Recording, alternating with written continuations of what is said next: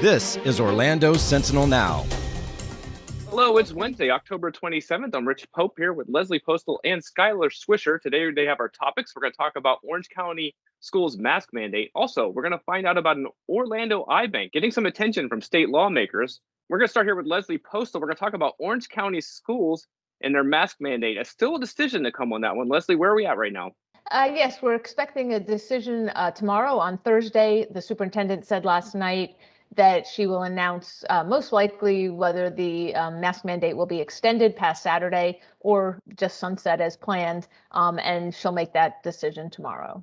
As far as some board members wanted to extend it, is that the case right now? Yes, not everybody stated their opinion, but two board members definitely said they wanted to extend it at least for younger students, so basically elementary and middle school students.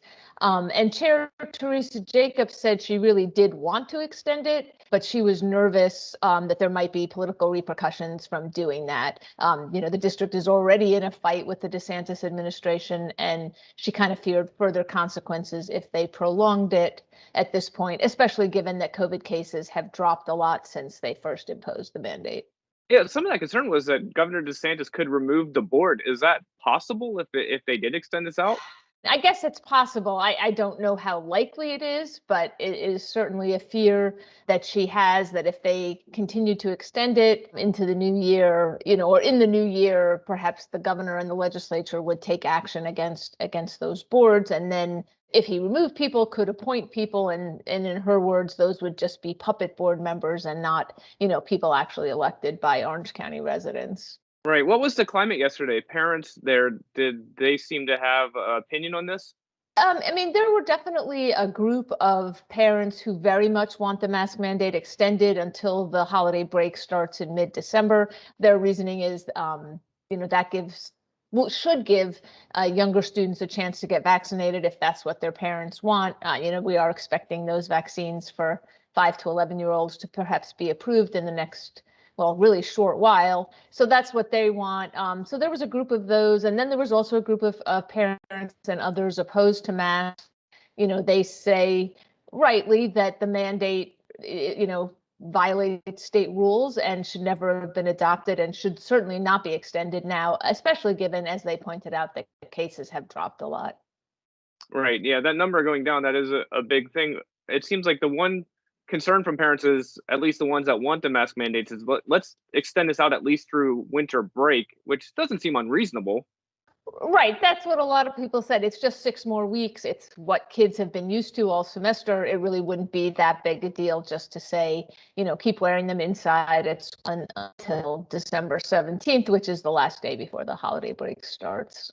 All right. Well, as far as updates on that, you can stay with OrlandoSentinel.com. Announcement to come on Thursday. We'll keep on that. All right, moving forward here to Skylar Swisher. So Skylar, an Orlando-based iBank, getting some lawmakers' attention as far as transplants and ethics concerns. What's going on, Skylar? Yeah, so this is kind of an issue that's flown under the radar a bit in the Florida legislature. It's come up, the last couple of years.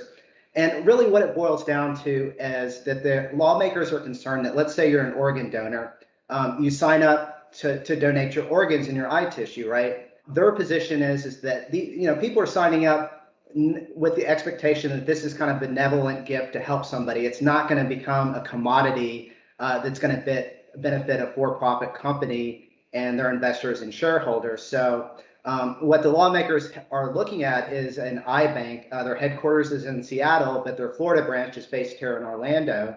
And it's a for-profit company, and they want to ban for-profit iBanks from operating in Florida. Tell me, how do they operate as far as with the cornea transplants? Exactly what is it they do? The buying and selling of organs and human tissue is illegal law. There is kind of a workaround in the law where they're able to collect fees for transporting, distributing, processing, organs and eye tissue. So basically, their model is that they are collecting these fees from processing the eye tissue, and that is kind of their business setup as to how they're going to be making a profit. Yeah, and for decades, it seems like iBanks have functioned as nonprofits. That's why this is concerning at this point.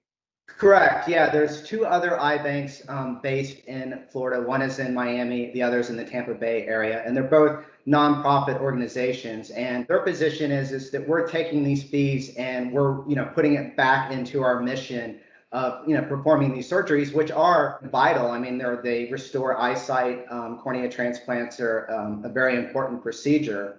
Now, CorneaGen, the for-profit company's position is that we're also taking the proceeds that we have and we're putting it toward research, which ultimately is going to help people. So that's kind of their position on the legislation. So also the concern is legislation is singling out eye tissue, not other type of transplants. Is this a concern there? Correct. Yeah. I mean, there are other types of tissue, skin, connective tissue that's used in surgeries, and there are for-profit companies operating in that sphere. And that's part of CorneaGen's position is like, why is there a bill that's just singling out our business? And their position is this is more of an effort to basically take out a competitor rather than a good faith effort to create some sort of ethical standards.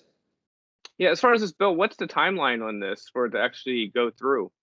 Well, so it was just filed again this month. The session starts up in January, and it'll have to go through the committee process. In 2020, it actually came very close to passing. I mean, it just needed a vote by the Florida House. It made it all the way through the process. Last session, it's kind of stalled out, made it to just one committee. So I guess we'll have to just watch and see, how it progresses next year. All right. Well, you can keep an update on that and check out Skylar's story right now on OrlandoSentinel.com. Good read there. But we're going to go ahead and push pause for today. Also want to point out, please become a subscriber. Go to OrlandoSentinel.com/subscribe and support our work. We always do appreciate that. But for us, we're going to go ahead and call it quits till tomorrow. Until next time, I'm Rich, Leslie, and Skylar. Everyone have a great day. We'll see you soon. Watch Orlando Sentinel Now live every weekday at noon on our Facebook page and on OrlandoSentinel.com.